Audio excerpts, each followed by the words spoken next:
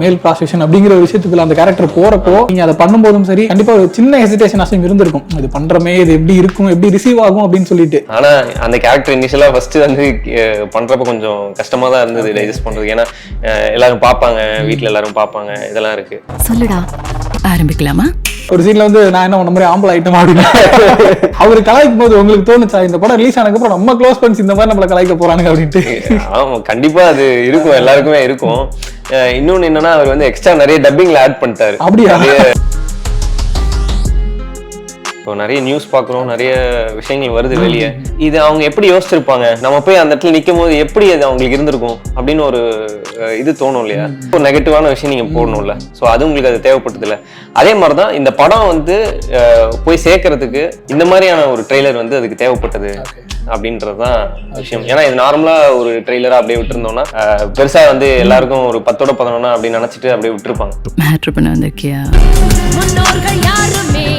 இப்போ 4 கதைகள் இருக்கு, 4 வேற வேற கதைகள். உங்களுக்கு வந்து உங்க ஸ்டோரி இல்லாம வேற ஏதாவது ஸ்டோரி சூஸ் பண்ணலாம் அப்படின்னா எது உங்களோட சாய்ஸா இருக்கும்? ஆக்சுவலா கடைசியா வந்து கலை அவரோட கதை வந்து எனக்கு ரொம்ப பர்சனலா எனக்கு ரொம்ப பிடிச்சிருந்தது. எல்லாமே இப்ப நடக்கிற விஷயங்கள் பத்தி தான் அவர் பேசுறாரு. பர்டிகுலரா இது வந்து குழந்தைங்களுக்கான ஒரு விஷயம். அது வந்து பேரண்ட்ஸ் எஜுகேட் பண்ணணும்.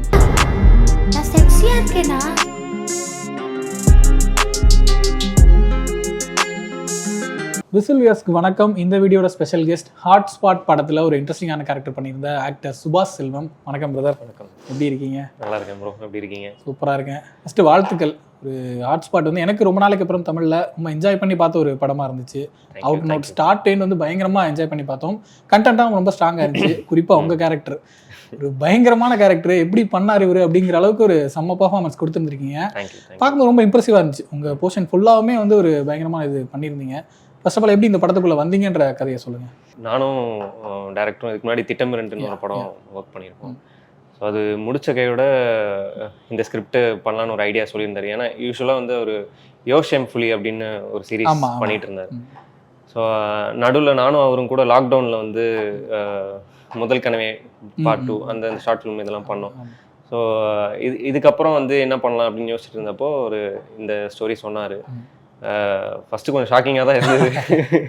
அதுக்கப்புறம் போக போக அந்த கதைக்கு உள்ள போக போக எனக்கு ரொம்ப பிடிக்க ஆரம்பிச்சிச்சு. சரி இதை பண்ணலாம் கண்டிப்பா அப்படின்னு ஒரு தாட் வந்துச்சு. ஓகே, இப்போ ஃபர்ஸ்ட் நரேஷன் உங்ககிட்ட சொல்றாரு. அவரை பத்தி உங்களுக்கு தெரியும், யுவர் ஷேம் சொல்லிலாம் எடுத்திருக்காரு, ஆல்ரெடி நீங்க ஒர்க் பண்ணிருக்கீங்கன்றப்போ அவரோட ஒர்க்கிங் பேட்டர்ன் உங்களுக்கு தெரியும். ஷாக் வேல்யூஸ் இருந்தாலும் படம் வேற ஒரு விஷயத்த பேசும் அப்படிங்கிறது. அதையும் தாண்டி உங்களை வந்து ரொம்ப ஷாக் பண்ற மாதிரி இருந்துச்சா இந்த கதை ஐயோ அப்படிங்கிற மாதிரி? ஆமா, இது ஆக்சுவலா நரேட் பண்ணல, அவரு எனக்கு ஸ்கிரிப்டா கொடுத்துட்டாரு. ஓகே, படிக்கிறதுக்கு கொடுத்துட்டாரு. அதை படிக்கும் போது எனக்கு யூஸ்வலாக தெரியும் ஏதோ ஒன்று வச்சிருப்பாருன்னு தெரியும். ஆனால் வந்து ஸ்கிரிப்டாக வந்து அது ரொம்ப பயங்கரமாக இருந்துச்சு. என்னோட ஸ்கிரிப்ட் வந்து ரொம்ப பெருசாக இருந்தது. அதுக்கப்புறம் அதை கட் ஷார்ட் பண்ணி இது பண்ணி தான் பண்ணாங்க. அது எனக்கு கொஞ்சம் ஷாக்கிங்காக தான் இருந்தது ஃபஸ்ட்டு படிக்கும் போது. அப்புறம் கால் பண்ணி சொன்னேன், செமையாக இருக்குது, கண்டிப்பாக பண்ணலாம், கேரக்டர் இதெல்லாம் ஓகேவா அப்படின்னு கேட்டார். கண்டிப்பாக பண்ணலாம், ஒன்றும் பிரச்சனை இல்லை.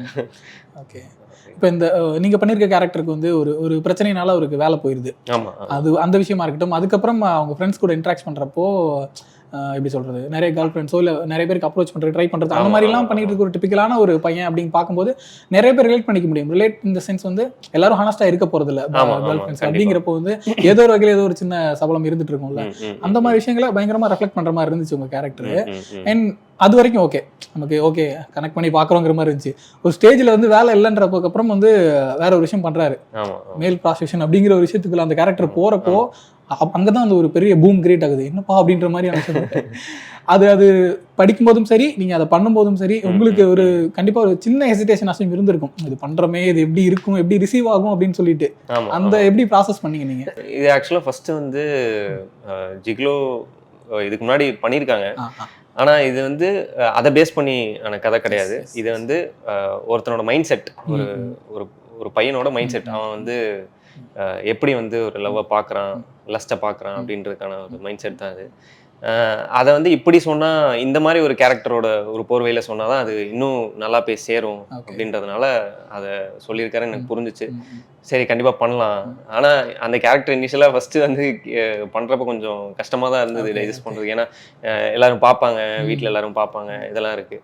ஸோ அதை யோசித்தேன். பட் ஆனால் வந்து அது கதையோடு வர்றதுனால பரவாயில்ல, ஒரு இம்பேக்ட் கிரியேட் பண்ணும் அப்படின்றதுனால அதை பண்ணணும்னு தோணுச்சு. ஆக்சுவலாக நீங்கள் சொன்ன கரெக்ட் தான். ஏன்னா இந்த கதையோட தீம் வந்து அது கிடையாது. இது பண்றான் அது பண்ணல அப்படிங்கிறது கிடையாது. அதுக்கப்புறம் ஒரு விஷயம் நடக்குது. அதுதான் டைட்டில் எனக்கு லேட்டா தான் புரிஞ்சிச்சு எதுக்கு இந்த டைட்டில் வச்சாங்க. தக்காளி சட்னியா, எதுக்கு தக்காளி சட்னி அப்படின்னு யோசிச்சுட்டே தக்காளி சட்னி அந்த மாதிரி. ஸோ அந்த மேட்டர் பேசுறதுக்காக தான் அதுதான் மெயின் தீம். ஸோ அதனால இது நம்ம பெருசா ஃபோக்கஸ் பண்ண தேவையில்ல. பட் இதுல உங்க கூட ஒரு ஃப்ரெண்ட் ஒருத்தர் வராரு, பயங்கரமா கலாய்ச்சிட்டே வருவாங்க ஸ்டார்ட் டு எண்ட் அப்படிங்கிற மாதிரி. ஒரு சீன்ல வந்து நான் என்ன உன்ன மாதிரி ஆம்பளை ஐட்டம் அப்படின்னு அவரு கலாய்க்கும் போது உங்களுக்கு தோணுச்சா இந்த படம் ரிலீஸ் ஆனதுக்கு அப்புறம் நம்ம க்ளோஸ் ஃப்ரெண்ட்ஸ் இந்த மாதிரி நம்மள கலாய்க்க போறானுங்க அப்படின்ட்டு? ஆமா, கண்டிப்பா அது இருக்கும், எல்லாருக்குமே இருக்கும். இன்னொன்னு என்னன்னா, அவர் வந்து எக்ஸ்ட்ரா நிறைய டப்பிங்ல ஆட் பண்ணிட்டாரு. அப்படியா? டப்பிங்ல ஆட் பண்ணி பேசியிருந்தாரு. அதனால எனக்கு ஓகே, பரவாயில்ல, கொஞ்சம் ஜாலியா பண்றோம், பரவாயில்ல. இதெல்லாம் பார்த்தா க்ளோஸ் ஃப்ரெண்ட்ஸ் ஷேர் பண்ணிக்கலாம், இப்படி ஒரு படம் இப்படி ஒரு கேரக்டர் பண்ணிடல. இன்னும் ஷேர் பண்ணல, இந்த கேரக்டர் ஷேர் பண்ணல. எல்லாம் போஸ்டர் இந்த ட்ரெய்லர் எல்லாம் பார்த்தாங்க, பார்த்துட்டு என்னமோ ஒன்று பயங்கரமா ஒன்று பண்ணியிருக்கேன்னு தெரியுது அப்படின்னு நினைச்சிட்டு இருந்தாங்க. ஸோ தியேட்டர் வந்ததுக்கு அப்புறம் தான் அவங்களுக்கு தெரியும் என்ன கேரக்டர் அப்படின்ற மாதிரி. எல்லாருக்குமே ஷாக்கு தான். ஆமா, கண்டிப்பா ஷாக் ஆவாங்க. ஓகே, நீங்க விக்னேஷ் கார்த்திக் கூட ஆல்ரெடி ஒர்க் பண்ணிருக்கீங்க. பட் ஸ்டில் இந்த படம் வந்து ஒரு எப்படி சொல்றது, அடியேக்கு முன்னாடியே ஸ்டார்ட் பண்ண படம்னு சொல்லியிருந்தாங்க. அதோட ஒர்க்கிங் ப்ராசஸ் இருக்குல்ல, அதை பத்தி சொல்லுங்க. அவர் கூட கண்டினியூஸா ஒர்க் பண்ணிட்டு இருக்கீங்க, பட் ஸ்டில் இந்த படத்தை அவர் ட்ரீட் பண்ண விதம். யூஸ்வலா வந்து அவரோட பேட்டர்ன் என்னன்னா, டைலாக்ஸ் வந்து கொஞ்சம் ஸ்ட்ராங்காக இருப்பார். இதுதான் பேசணும் அப்படின்ற ஒரு இதில் பேட்டர்னில் இருப்பார். மாடுலேஷனும் வந்து அதே மாடுலேஷன், அவர் என்ன சொல்லி கொடுக்குறாரோ அந்த மாடுலேஷனை தான் அவர் எக்ஸ்பெக்ட் பண்ணுவார். ஏன்னா அது இனிஷியலாக தோணும், ஏன் இப்படி சொல்கிறாருன்னு. அதுக்கப்புறம் வந்து அந்த ஃபீல் அவர் சொல்கிற அந்த ஃபீல் வந்துடும் கரெக்டாக அவர் சொல்கிற மாதிரி பண்ணால். ஸோ அதனால் அவர் மோஸ்ட்லி அவர் சொல்கிறதெல்லாம் ஃபாலோ பண்ணுவேன். மற்றபடி ஷூட்லாம் கொஞ்சம் ஜாலியாக தான் போகும், ஃபன்னாக தான் இருக்கும். எங்களோட ஏற்கனவே அந்த படத்தோட எக்ஸ்பீரியன்ஸ்லாம் இருந்ததுனால கொஞ்சம் ஜாலியாக ஃபன்னாக ஒரு ஃப்ரெண்ட்ஸோட சேர்ந்து பண்ணுற மாதிரியான விஷயங்கள் தான் போயிட்டு இருக்கும் செட்டில்.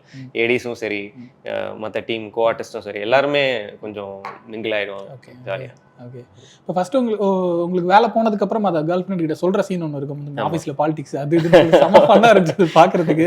ஒருத்தன் ஏதாவது பங்கமா பண்ணிட்டு வந்து மாட்டிக்கிட்டு அது காட்டிக்காம இருக்கிறதுக்காக இந்த மாதிரி உலட்டுவாங்க அப்படிங்கிற கேரக்டர், அது சூப்பரா பண்ணி பயங்கரமா ரெஃப்ளெக்ட் பண்ற மாதிரி பண்ணிருந்தீங்க.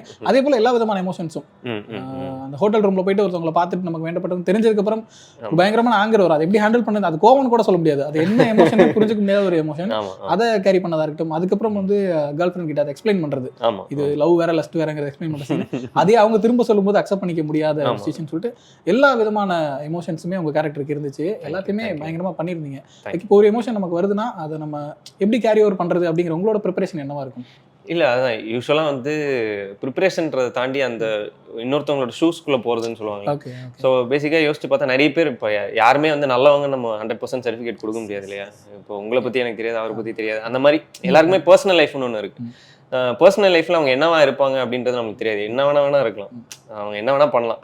ஸோ அவங்க ஐடியாலஜி அவங்ககிட்ட மட்டும்தான் இருக்கும். இந்த மாதிரி விஷயங்கள் நம்ம சொல்கிறப்போ அவங்களுக்கு அது பர்சனலாக போய் ஹிட் ஆகும். ஓகே, நம்ம வந்து இப்படி தான் யோசிக்கிறோம் அப்படின்ற மாதிரியான விஷயங்கள் ஹிட் ஆகும். ஸோ எனக்கு வந்து இது பண்ணுறப்போ மெயினாக அதை தான் தோணுச்சு.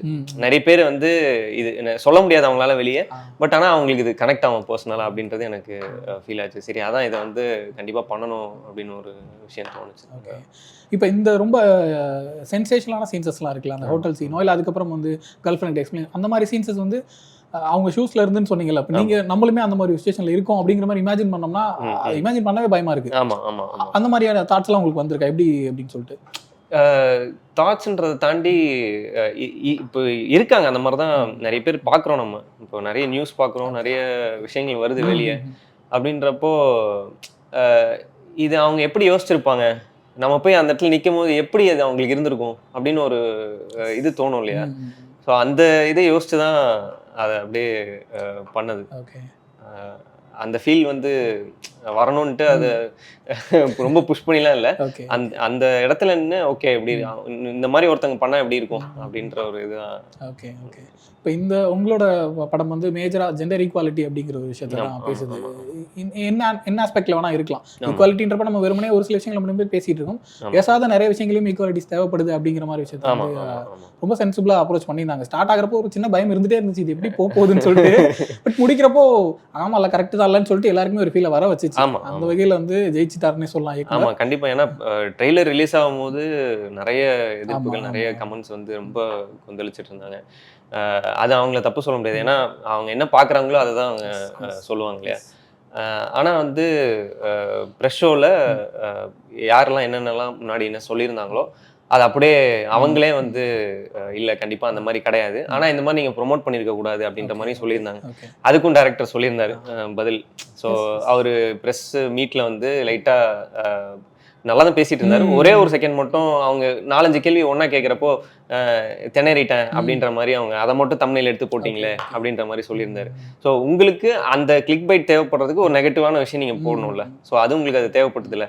அதே மாதிரி தான் இந்த படம் வந்து போய் சேர்க்கறதுக்கு நிறைய பேர்கிட்ட போய் ஓப்பனாக எல்லார்ட்டையும் காமிக்கிறதுக்கு இந்த மாதிரியான ஒரு ட்ரெய்லர் வந்து அதுக்கு தேவைப்பட்டது அப்படின்றது தான் விஷயம். ஏன்னா இது நார்மலாக ஒரு ட்ரெய்லராக அப்படியே விட்டுருந்தோம்னா பெருசாக வந்து எல்லாருக்கும் ஒரு 10-11 அப்படின்னு நினச்சிட்டு அப்படியே விட்டுருப்பாங்க.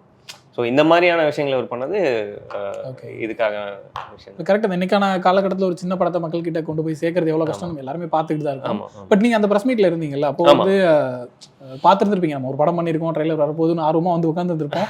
ப்ரெஸ் பீப்புள் கேள்வி மேலே கேள்வியாக கேட்குறாங்க, பயங்கரமாக அட்டாக் பண்ணுறாங்க, என்னடா இது அப்படின்ற மாதிரி இருக்கு. அந்த மொமெண்ட் எப்படி இருந்துச்சு? இல்லை அது எக்ஸ்பெக்ட் பண்ணது தான். ஏன்னா வந்து ட்ரெய்லர் அப்போவே வந்து நிறைய பேர் கமெண்ட்ஸ் பார்த்தாங்க, நிறைய பேர் படிச்சுட்டு நிறைய எதிர்ப்புகள் இருந்துச்சு.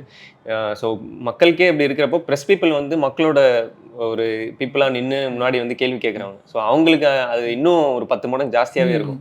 அவங்க அதை கண்டிப்பாக ஜாஸ்தியாகவே எதிர்பார்த்தோம். ஆனால் எதிர்பார்த்தோட கம்மி தான். ஓகே. ஆனால் படம் பார்த்துட்டு நான் ஆக்சுவலாக வந்து அது ப்ரெஸ் ஷோ மாதிரியே எனக்கு ஃபீல் ஆகலை எனக்கு. ஏன்னா அவங்க வந்து ஒரு ஆடியன்ஸோட பாக்குற மாதிரி கனெக்ட் ஆகிட்டேன். இதுக்கு முன்னாடி ஃப்ரெண்ட்ஸோட மூவிஸ் இந்த மாதிரி நான் போயிருக்கேன். எல்லாத்துலயுமே சைலண்டா தான் இருப்பாங்க, ப்ரெஸ் பீப்புள் ரியாக்ட் பண்ண மாட்டாங்க, படம் முடிச்சுட்டும் போயிடுவாங்க. ஸோ இதுக்கு வந்து நின்று அவங்க வந்து ரியாக்ட் பண்ணி ஒரு சீனை என்ஜாய் பண்ணி கடைசியில் வந்து எல்லாருக்கிட்டையும் கை கொடுத்து பேசிட்டு போனது ரொம்ப ஹாப்பியாக இருந்த விஷயம். இல்லை எனக்குமே அது புதுசாக இருந்துச்சு. ஏன்னா இப்போ நல்லா இருந்துச்சுன்னா விஷ் பண்ணுவாங்க, அதெல்லாம் கூட ஓகே. பட் உள்ள அந்த கைத்தட்டி என்ஜாய் பண்ணுறது இருக்குல்ல, அதை பண்ண மாட்டாங்க. அது யூசுவலாக பண்ண மாட்டாங்க. ஃபேன்ஸாக மாறிடுற மொமெண்ட் இருந்துக்கூடாதுன்னு ரொம்ப கான்சியஸாக இருப்பாங்க நம்ம ஜேர்னலிஸ்ட் அப்படி இருக்குன்னு சொல்லிட்டு. எனக்கே ஆச்சரியம், எல்லாருமே என்ஜாய் பண்ணி பார்த்தாங்க. சாண்டி மாஸ்டரோட போர்ஷன் ஒன்று பார்த்தோம். அதில் நாங்கள் ட்ரைலரில் பார்த்த ஒரு சீன் அதில் இல்லை, ட்ரிம் பண்ணிட்டாங்கன்ற மாதிரி கேள்விப்பட்டோம். கேட்டதுக்குமே அது ஆடியன்ஸ் பெர்ஸ்பெக்டிவ்ல விட்டுட்டோன்ற மாதிரி டேரக்டர் சொல்லியிருந்தாரு. உங்க போர்ஷன்ல அந்த மாதிரி ஏதாவது ஒரு சீன் இருந்து எடுக்காம போயிட்டீங்களா, இல்லை எடுத்து வைக்காம போயிட்டீங்களா? இல்லை இல்லை, ஃபுல்லாக பிளான் பண்ண மாதிரி என்ன ஸ்கிரிப்ட்ல இருந்ததோ அதை அப்படியே ஃபுல்லாத்தையும் எடுத்துட்டோம். அதுவும் அப்படியே எடிட்ல வந்துருச்சு, எதுவும் கட் பண்ணல. டப்பிங்ல எக்ஸ்ட்ரா ஆட் தான் பண்ணிருக்காங்க. டப்பிங்ல தான் வந்து ஃப்ரெண்ட் பிரசாத் அவர் ஆட் பண்ணி நல்லா ஒர்க் பண்ணியிருந்தார். அவர் நல்ல ஒரு சென்ஸ் ஆஃப் ஹியூமர் நிறைய இருக்கிற ஒரு பர்சன். விஜய் டிவில நிறைய அந்த ஷோஸ்லாம் பண்ணிட்டு இருக்காரு. இப்போ 4 கதைகள் இருக்கு, 4 வேற வேற கதைகள். உங்களுக்கு வந்து உங்க ஸ்டோரி இல்லாம வேற ஏதாவது ஸ்டோரி சூஸ் பண்ணலாம் அப்படின்னா எது உங்களோட சாய்ஸா இருக்கும்? ஆக்சுவலா கடைசியா வந்து கலை அவரோட கதை வந்து எனக்கு ரொம்ப பர்சனலா எனக்கு ரொம்ப பிடிச்சிருந்தது. ஏன்னா எல்லாமே இப்ப நடக்கிற விஷயங்களை பத்தி தான் அவர் பேசுறாரு. பர்டிகுலரா இது வந்து குழந்தைங்களுக்கான ஒரு விஷயம். அது வந்து பேரண்ட்ஸ் எஜுகேட் பண்ணணும் அப்படின்னு அவர் சூஸ் பண்ணி அதை பண்ணது எனக்கு அது ரொம்ப பர்சனலாக ரொம்ப பிடிச்சிருந்தது. ஏன்னா எனக்கு எங்கள் அண்ணன் இருக்காரு, அவர் குழந்தைங்களாம் இருக்கு. ஸோ அவர் வந்து படம் பார்த்துட்டு ரொம்ப எமோஷனல் ஆகி கரெக்டு தான், நீங்கள் ரொம்ப அருமையாக சொல்லியிருந்தீங்க அப்படின்னு அவர் கனெக்ட் ஆனார். ஸோ அந்த மாதிரி எனக்கு தோணுது, கண்டிப்பாக ஒரு குழந்தையோட அப்பா அம்மா பார்த்தாங்கன்னா கண்டிப்பாக அவங்களுக்கு கனெக்ட் ஆகுன்றது எனக்கு ஃபீல் ஆச்சு. ஸோ அந்த போர்ஷன் பண்ணியிருந்துருக்கலாம் நீங்கள் அப்படின்னு தோணுது உங்களுக்கு? அந்த அளவுக்கு எனக்கு மெச்சூர்டாக நான் தெரியல, பண்ண முடிஞ்சா பண்ணியிருக்கலாம். ஆனால் கலை பண்ணது பார்த்ததுக்கப்புறம் தெரியல, அவர் பெர்ஃபார்மன்ஸ் செம்மையாக இருந்தது. நான் யோசிச்சேன், ஒரு இப்போதான் ஆஸ்பைரிங்காக ஒரு ஆக்டராக வந்துட்டு இருக்கோம், சின்ன சின்ன படங்கள் பண்ணிட்டு இருக்கோம், நல்ல கேரக்டர்ஸ் பண்ணிட்டு இருக்கோன்றப்போ ஒரு 2 குழந்தைங்களுக்கு அப்பாவா நடிக்கலாம் யோசிப்பீங்க அப்படின்னு நினைச்சேன். நீங்க எடுத்து அந்த கேரக்டர் சொல்றீங்க. இல்லை அது யோசிக்கலான்றது இல்லை, எந்த கேரக்டர் நல்லா இருக்கோ அதை பண்ணலாம், ஒன்றும் இது கிடையாது. அப்பா 2 குழந்தைக்கு அப்பாவா இருந்தேன்னு அது ஆர்டிஸ்டா செட் ஆனால் போதும். Okay okay. இந்த படம் தியேட்டரில் வந்ததுக்கப்புறம் எடுத்திருந்தேன்னா ரெஸ்பான்ஸ் எப்படி இருந்துச்சுன்ற ஒரு கேள்வி கேட்டிருந்துருக்கலாம். ஏன்னா அப்போ நிறைய பதில்கள் வரும்னு நினைக்கிறேன். ரிலீஸ்க்கு முன்னாடி எடுக்கிறனால அதை கேட்க முடியல. உங்களோட ஜேர்னி பற்றி பேசலாம். இப்போ நீங்கள் திட்டம் 2 பண்ணீங்க, அதுக்கு முன்னாடி இந்த மாதிரி படங்கள் பண்ணீங்கன்றது வெப் சீரிஸ் கொஞ்சம் பண்ணியிருக்கதா சொல்லியிருந்தீங்க. ஆமாம், நான் ஸ்டார்ட் பண்ணது ஆக்சுவலாக வந்து அசிஸ்டன்ட் டைரக்டர் தான், சாரி அசிஸ்டன்ட் டைரக்டர் தான் ஸ்டார்ட் பண்ணேன். அதுக்கப்புறம் வந்து ஃப்ரெண்ட் மூலிமா ஒரு சேனலில் ஒர்க் பண்ணுற ஆப்பர்ச்சுனிட்டி கிடச்சிது. ஸோ யூடியூப்பில் ஒரு 2 இயர்ஸ் ஒரு சேனலில் ஒர்க் பண்ணிருந்தேன். அதுக்கப்புறம் அங்கேருந்து வந்து ஆடிஷன்ஸ் இதெல்லாம் சைட் பை சைட் பண்ணிகிட்டே இருப்போம். அப்போ தான் வந்து எனக்கு திட்டம் 2 இந்த படத்தோட ஆடிஷன் கிடச்சிது. அது அப்படியே வந்து அப்படி ஒரு ட்ராவலாக அவங்களுடைய வந்தேன். சினிமாவுக்கு போகணும் அல்லது ஆக்டிங்க்கு போகணும் அப்படிங்கிறது எந்த வயசுலேருந்து உங்களுக்கு ஆர்வம்? கரெக்டாக சொல்லணும்னா 7th படிக்கும்போது எங்கள் அப்பா வந்து அவருக்கு ரொம்ப இன்ட்ரெஸ்ட் சினிமா. ஸோ அவர் நடிக்கணும் இதெல்லாம் நினச்சிருக்காரு. ஸோ அந்த ஒரு ஆசையில் என்ன நடிக்க வைக்கணும் அப்படின்னு அவருக்கு ஒரு ஃபீல் தோணுச்சு. அப்போ ஒரு ஷார்ட் ஃபிலிம் மாதிரி சும்மா நாங்களே எல்லாரும் சேர்ந்து பண்ணோம். அப்பத்துலேருந்து ஒரு ஸ்கூல் படிக்கும்போதுலேருந்து ஒரு விஷயம், சினிமானா பார்த்து கொஞ்சம் பிரம்மாண்டமாக அது உள்ள போய் ஷார்ட் ஃபிலிமாக இருந்தாலும் அது அந்த ப்ராசஸ்லாம் பார்க்கும்போது ரொம்ப ஆசையாக இருந்தது. ஸோ அது ஆட்டோமேட்டிக்காக காலேஜ் முடிச்சதுக்கப்புறம் ட்ரை பண்ணேன் விஸ்காம் போகலான்னு. அதுவும் முடியல. அதுக்கப்புறம் வீட்டில் இன்ஜினியரிங் படிக்க சொன்னாங்க, அது சேர்த்து விட்டாங்க. அது போய் இன்ஜினியரிங் முடிச்சுட்டு அதுக்கப்புறம் தான் ஃபைனலாக ஒரு படத்துக்கு ஏடியாக ஒர்க் பண்ணேன். அதுக்கப்புறம் யூடியூப் அது நான் அப்படியே சினிமா வந்து நம்ம வெளியிலேருந்து பார்க்கும்போது பேஷனேட்டாக இருப்போம், உள்ளே போயிட்டு பயங்கரமாக ஒர்க் பண்ணணும், சூப்பராக வரணும் அப்படின்ற ஒரு தாட் இருக்கும். உள்ளே போய் பார்க்குறப்ப கிரவுண்ட் ரியாலிட்டி வேறையா இருக்கும் அப்படின்னு நினச்சோன்னா போயிட முடியாத ஒரு விஷயம் இருக்கும்ல. அந்த மூமெண்ட்டை ஃபேஸ் பண்ணப்போ எப்படி இருந்துச்சு உங்களுக்கு? ஆக்சுவலாக எங்கள் அண்ணன் வந்து மியூசிக் கம்போசர் தான். ஸோ அவரோட ஜேர்னி நான் பார்த்துருக்கேன். ஏன்னா அது ஒரு பெரிய வெயிட்டிங் பீரியடாக இருக்கும். இப்போ வரும்னு இருக்கும், அப்புறம் வராது. ஸோ ஒர்க் பண்ணிக்கிட்டே இருக்கணும், எதையுமே எதிர்பார்க்கக்கூடாது அப்படின்ற விஷயந்தான் நான் ஃபஸ்ட்டு அண்ணங்கிட்ட இருந்து கற்றுக்கிட்டேன். ஸோ அது அப்படியே அந்த பொறுமை வெயிட் பண்ணி பண்ணலாம் அப்படின்னு சொல்லிட்டு கற்றுக்கிறதுக்கு நிறைய இருக்குது.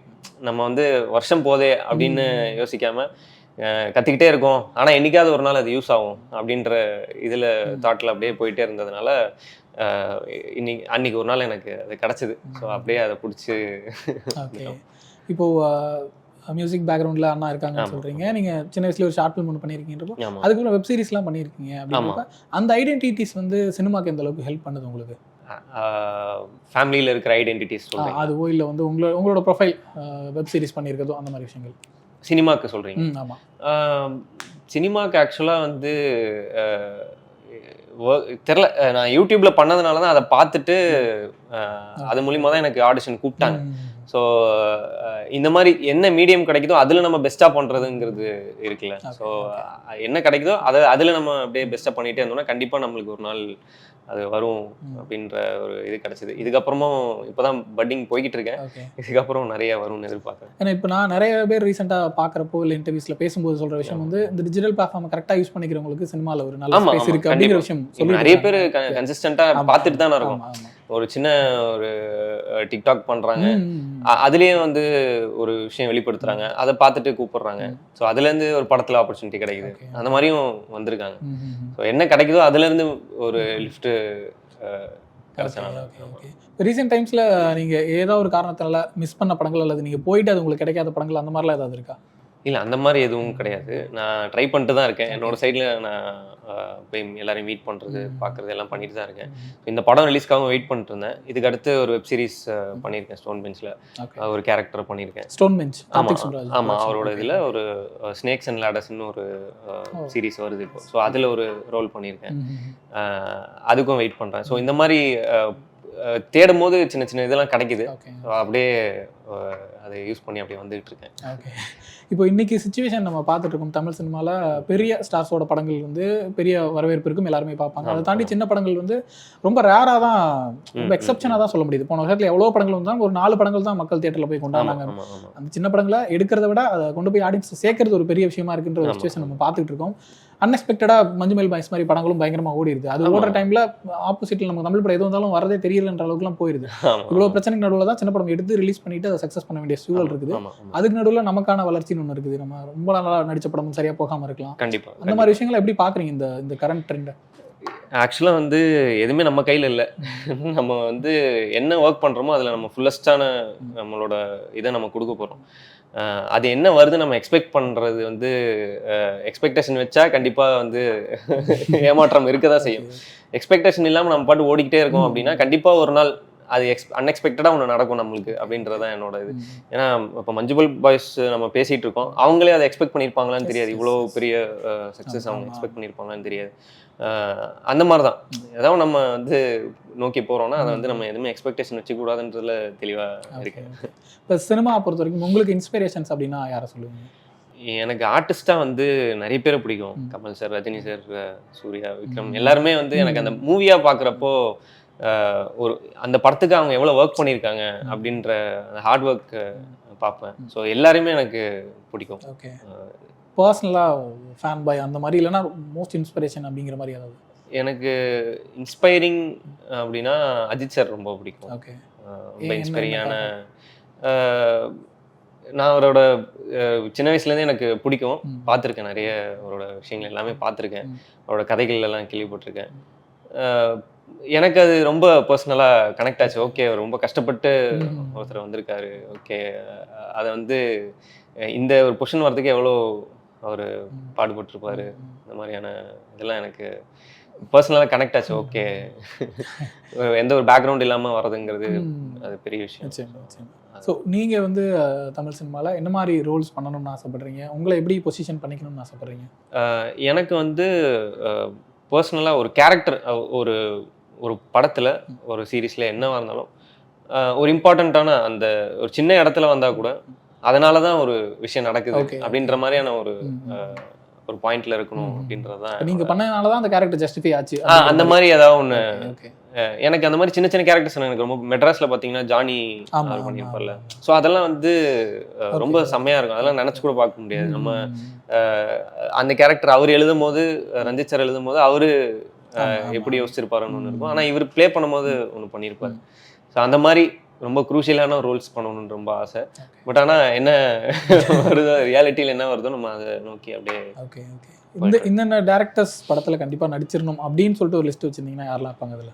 Vetrimaaran sir first. வெற்றிமாறன் ரொம்பவே பிடிக்கும். அவரோட என்ன விஷயத்தினால பிடிக்கும் அவரோட படங்கள்? என்ன ஸ்டோரி டெல்லிங் எனக்கு ரொம்ப பிடிக்கும். அவர் என்ன சொல்ல வராருன்ற விஷயத்துல அவர் தெளிவா, நம்மளுக்கு தூங்கிட்டு இருக்கும்போது கூட அந்த கதையை யோசிச்சோம்னா அதுக்கான ஃபுல் ஸ்க்ரீன் பிளே நம்ம மைண்ட்ல ஓடும். ஸோ அந்த மாதிரியான ஒரு ஃபில்ம் மேக்கிங் வந்து ரொம்ப ரேர், நம்ம தமிழ் சினிமாவுக்கு கிடைச்ச ஒரு ஜெம் மாதிரி. அந்த மாதிரி பாரஞ்சித் சார், மாரி செல்வராஜ், இந்த மாதிரி ஒரு நிறைய பேர் இருக்காங்க லிஸ்ட். ஆனால் நீங்கள் சொன்ன எல்லாமே ஒரு சோசியல் இஷ்யூஸை பேசக்கூடிய படங்கள் எடுக்கக்கூடிய டேரக்டர்ஸ் தான். அந்த மாதிரி படங்கள்லாம் நடிக்கணும்ன்ற ஆசை இருக்கா? இருக்கு, கண்டிப்பாக பண்ணலாம். நல்ல ஸ்கிரிப்ட் கிடைச்சதுன்னா கண்டிப்பாக பண்ணலாம். ஓகே, இப்போ ஹாட்ஸ்பாட்டில் பயங்கரமான சீன்ஸஸ் எல்லாமே இருக்கு உங்களுக்கு. நீங்கள் ரொம்ப என்ஜாய் பண்ணி பண்ண சீன் எது? என்ஜாய் பண்ணி பண்ண சீன் மாதிரி இல்லை, அந்த ப்ராசஸே நான் என்ஜாய் பண்ணதான். ஓகே, நம்மளை வந்து சூஸ் பண்ணியிருக்காங்க இதுக்கு அப்படின்னா நம்ம இதுக்கு என்ன ஜஸ்டிஸ் பண்ணணும் அப்படின்னு சொல்லி அந்த கேரக்டராக மாறணும் ஃபஸ்ட்டு. ஸோ அதுக்கு சின்ன பிட்ஸ் அண்ட் பீசஸ் எங்கே அதுக்கான இன்ஃபர்மேஷன்லாம் பார்த்தேன். ஜிக்லோனா என்ன பண்ணுவாங்க, ஸோ அது அந்த மாதிரி இன்ஃபர்மேஷன்ஸ்லாம் பார்த்தேன். அது ப்ராசஸ் வந்து என்ஜாய் பண்ணி தான் பண்ணோம். இது ஏதாவது ஒரு பர்டிகுலர் சீன் இல்லை டயலாக் வந்து அது ஷூட் பண்ணும்போது பயங்கர ஃபன்னாக இருந்துச்சு, என்ஜாய் பண்ணி பேசணும், லைக் ரீடேக்ஸ் போனதோ ஏதோ ஒரு ஃபன்ன்றதை தாண்டி கொஞ்சம் சேலஞ்சிங்காக இருந்துச்சு. ஸோ ஹோட்டலில் வந்து ஒருத்தங்களை பார்ப்பாரு, பார்த்துட்டு அங்கேருந்து வர்றப்போ ஒரு பாடி கேம் ஷாட் இருக்கும். ஸோ அதை மாட்டிட்டு எனக்கு அது ஃபர்ஸ்ட் டைம் நான் அதை ட்ரை பண்ணுறேன். அந்த பாடி கேம்ன்றது, அந்த பாடி கேம் மாட்டுறவங்களாம் சொன்னாங்க, என்னங்க இது வெயிட்டாக இருக்கிற மாதிரி இருக்குது அப்படின்னு. ஏன்னா ஒரு 30 கிலோ தூக்கி ஃப்ரண்ட்டில் வச்ச மாதிரி இருக்கும், அதை தூக்கிட்டு அப்படியே ஓடுற மாதிரி இருக்கும், ரொம்ப வெயிட்டாக இருக்கிற மாதிரி இருக்குது அப்படின்னு. என்னங்க நீங்கள் எப்படி சொல்கிறீங்க? நயன்தாரா அவங்க வந்து தூக்கிட்டு 2 கிலோமீட்டர் 3 கிலோமீட்டர்லாம் ஓடுவாங்க அப்படின்னோடனே சரி, அது கொஞ்சம் இன்ஸ்பைரிங்காக இருந்துச்சு. கண்டிப்பாக இந்த மாதிரி பண்ணணும் அப்படின்னு. ஸோ அந்த சீன் வந்து அப்படியே எடுத்தோம். அது கொஞ்சம் சேலஞ்சிங்காக இருந்தது. ஓகே ஓகே, நிறைய ரீடேக்ஸ் போன டயலாக்ஸ் ஏதாவது இருக்கா? அந்த மாதிரி எதுவும் இல்லை. அவரோட ஃபிலிம் மேக்கிங்கே வந்து ஒரு நேச்சுரலாக நம்மளை வந்து கொஞ்சம் அந்த மூட் செட் பண்ணிட்டு ஒரு நேச்சுரலாக போக விட்டு அப்படியே ஷூட் பண்ணுவாங்க. ஸோ அதனால வந்து அந்த மூடில் தான். இப்போ இந்த கேரக்டர் இப்படி தான் பிஹேவ் பண்ணும் அப்படிங்கிற மாதிரி இல்லாமல் அதை நீங்கள் எப்படி பண்ணுறீங்களோ அப்படி பண்ணுங்கன்ற மாதிரி விட்டுருவாரா இல்லை? ஆமாம், அது நம்மளோட சாய்ஸ். அவர் யூஸ்வலாக வந்து இதுதான் கேரக்டர், அதை எக்ஸ்பிளைன் பண்ணிடுவார். அது உங்களுக்கு எப்படி வருது? ஸோ அவர் சொல்கிறது ஒரு பாயிண்ட்டு, அவர் சொல்கிற விஷயங்கள் கரெக்டாக இருக்கணும், அது கண்டென்ட் கரெக்டாக இருக்கணும். மற்றபடி வந்து அது உங்கள் ஸ்டைலில் எப்படி வேணா இருக்கலாம் அப்படின்றது தான் சொல்லுவார். அப்படிதான் அது. ஜனனி கூட ஒர்க் பண்ணிருக்கீங்க, அவங்களுமே சூப்பராக பர்ஃபார்ம் பண்ணியிருக்காங்க. காம்பினேஷன் சீன்ஸ் அவங்க கூட ஒர்க் பண்ண எக்ஸ்பீரியன்ஸ் பற்றி சொல்லுங்கள். ஜனனி வந்து ரொம்ப ஸ்வீட். ஆக்சுவலாக வந்து ஷூட்டுக்கு நடுவில் நிறைய அவங்களோட கதையெல்லாம் டிஸ்கஸ் பண்ணுவாங்க. ஸோ அவங்க பாலா சாரோட ஒர்க் பண்ண அவனிவனில் ஒர்க் பண்ணது, அந்த எக்ஸ்பீரியன்ஸ்லாம் சொன்னாங்க. இத்தனை நாள் ஷூட் பண்ணோம், அங்கே என்னென்ன நடக்கும், எல்லாம் அவங்களோட எக்ஸ்பீரியன்ஸை ஷேர் பண்ணதெல்லாம் எனக்கு ரொம்ப இன்ட்ரெஸ்டிங்காக இருந்தது கேட்க. மற்றபடி பெருசாக எனக்கும் அவங்களுக்கும் 2 நாள் 3 நாள் தான் இருக்கும் ஷூட்டு நடுவில். ரொம்ப பெருசான ஜேர்னியில். அதுக்கப்புறம் இப்போ ப்ரெஸ் மீட்டு இதுன்னு நிறைய மீட் பண்ணிருக்கோம். ஆமாம். இந்த படம் பேசுகிற விஷயங்கள் இருக்குல்ல, ஒரு பையன் வந்து ஃப்ரீக்வெண்ட்டாக எத்தனை கெட்ட வார்த்தை பேசினாலும் சாதாரணமாக இருக்குது, ஒரு பொண்ணு ஒரு வார்த்தை பேசினாலும் ஒத்து பார்க்குறாங்கன்ற மாதிரி. அது மாதிரி எல்லா விஷயத்துலையுமே உனக்கு வந்தால் மட்டும்தான் ரத்தமான்ற ஒரு கொஸ்டின் இருக்குல்ல, அது வந்துட்டு இருக்குல்ல, அந்த ஜெண்டர் ஈக்குவாலிட்டின்ற விஷயம், அதை நீங்கள் எப்படி பார்க்குறீங்க? கண்டிப்பாக வந்து ஜெண்டர் ஈக்குவாலிட்டி வேணும் எல்லாத்துலேயுமே, எல்லா விஷயத்துலேயும். ஆனால் என்னோட கருத்து எப்படின்னா, இப்போ நான் ஒன்று பண்ணுறேன், என் பொய்மை நீ உடைச்சிட்டு உன் பொய்மை நான் உடைக்கிறேன், அந்த மாதிரியான குவாரல் இல்லாமல் ஈக்குவாலிட்டின்றது வந்து ஒரு பீஸ், அதில் முடியணும் அப்படின்றதான் என்னோட பர்சனல் தாட். ஓகே பிரதர், நிறைய இன்ட்ரெஸ்டிங்கான விஷயங்கள் எல்லாமே பேசியிருக்கீங்க. ரொம்ப நன்றி நேரத்துக்கு. அண்ட் உங்களோட ஃபிலிம் ஜேர்னி இன்னும் இன்ட்ரெஸ்டிங்காகவும் எங்கேஜிங்காகவும் இருக்கிறதுக்கு விசில் சார்பாக என்னோட வாழ்த்துக்கள். தேங்க்யூ. தேங்க்யூ.